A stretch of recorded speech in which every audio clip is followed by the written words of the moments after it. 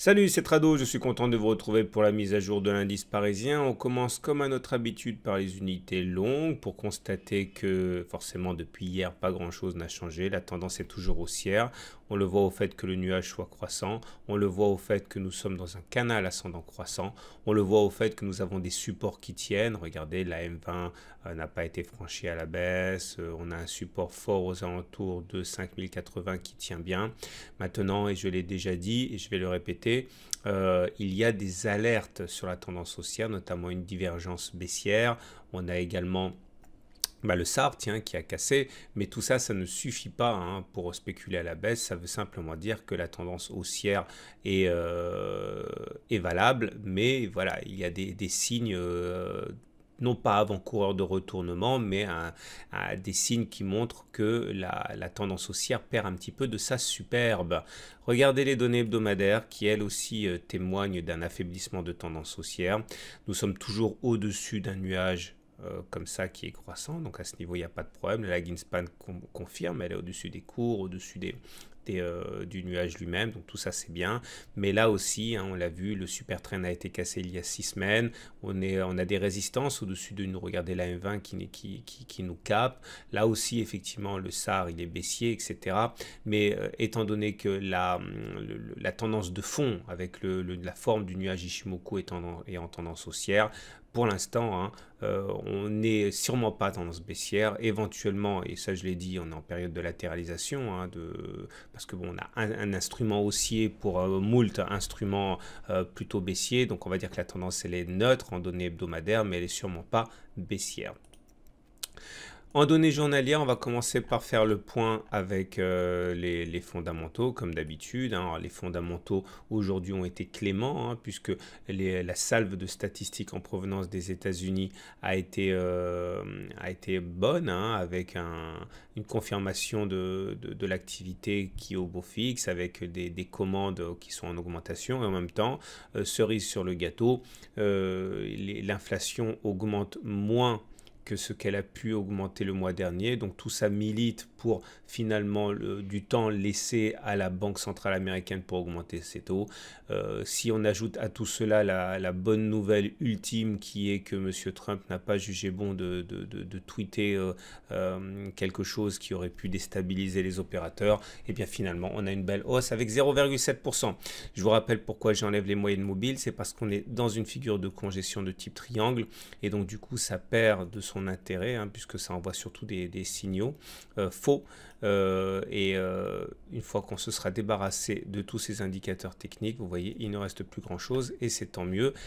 Alors plusieurs choses. La première des choses, c'est qu'effectivement, comme on le voit, le scénario du triangle ou des triangles est toujours valable, et j'explique dans le texte, je vous invite à le lire, que parfois la satisfaction d'un analyse technique, ça tient un peu de choses, et je suis très content d'avoir opté pour ce scénario du triangle, parce que ça me permet justement de ne pas me laisser avoir par des faux signaux sur les moyennes mobiles, notamment les indicateurs techniques qui, comme je l'ai dit, perdent de leur acuité lorsqu'on est dans des figures de congestion, donc c'est pour ça que je ne regarde même pas.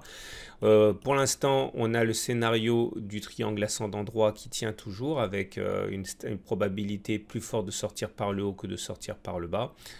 Les traders rentrent généralement sur cassure ici, on n'y est pas du tout. À noter également que nous avons un autre scénario de triangle possible, c'est celui d'un triangle symétrique ici, qui lui pour le coup ne sort pas nécessairement par le haut, ni statistiquement ni récemment quand on regarde les graphes passés. Donc là l'avantage du triangle symétrique, c'est qu'on connaît l'objectif, j'ai déjà expliqué hier. L'objectif, ce serait de prendre la hauteur du triangle et de le reporter au-dessus ou au-dessous du point de cassure. Le problème, vous l'avez compris, c'est qu'on ne sait pas de quel côté ça va sortir, mais en tout cas, une fois qu'on sera sorti, on aura une idée de l'objectif. Pour l'instant, et je le répète, tout ce qu'on peut faire, c'est se méfier des mouvements du CAC qui, comme je l'ai dit, sont erratiques lorsqu'on est dans des figures de congestion. Tout ce qu'on sait, c'est qu'on a tendance à respecter les bornes hautes et les bornes basses du triangle. Une indication sur ce qui pourrait se passer, c'est la fourchette d'Andrews. J'ai expliqué que si on ne rallie pas la médiane et qu'on sort de la fourchette d'Andrews sans en avoir préalablement rallié la médiane, l'objectif c'est de chercher un contact avec la demi-droite point pivot 1 à point pivot 3, ce qui voudrait dire aller chercher la base des triangles, qu'ils soient symétriques ou ascendant droit. Et à partir de là, on jugera sur pièce, mais il est vrai que la médiane est fuyante et qu'on a du mal à monter aussi vite que la médiane ne fuit. Donc les chances pour qu'on casse la fourchette d'Andrews par le bas sont de plus en plus importantes.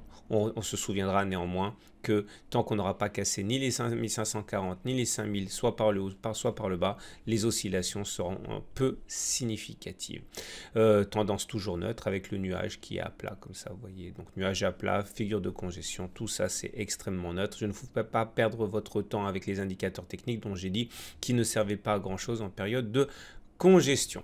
Donc voilà ce qu'on pouvait dire. Ah oui, on a une petite figure en étoile du matin, bougie rouge, bougie verte. Alors les puristes aiment bien quand ça apparaît sur des fins de période baissière et a fortiori sur des supports, ce qui n'est pas le cas ici. Mais on va dire que c'est un petit signal encourageant avec toutes les nuances qu'on puisse apporter, puisqu'encore une fois, il ne respecte pas les critères des puristes. Par contre, le fait que l'on clôture en haut de la bougie du jour, dans le tiers haussier, ça c'est définitivement plutôt positif. Voilà ce qu'on pouvait dire pour la donnée hebdomadaire et journalière. On regarde rapidement mon unité de trading. Comme je l'ai expliqué, j'ai modifié déjà, mais en fait j'ai modifié les flèches, mais j'ai pas modifié les lignes. Je vous invite à regarder le graphe tel qu'il était publié hier soir sur l'article du blog. Bon ben voilà quoi. Là hier c'était des bougies vertes, donc voilà, on est allé chercher l'oblique descendante.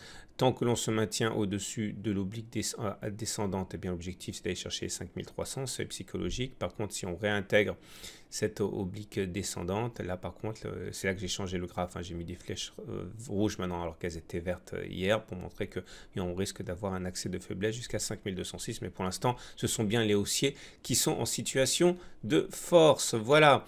Comme vous avez vu, je fais un petit coup de pub là, puisque j'ai 30 secondes.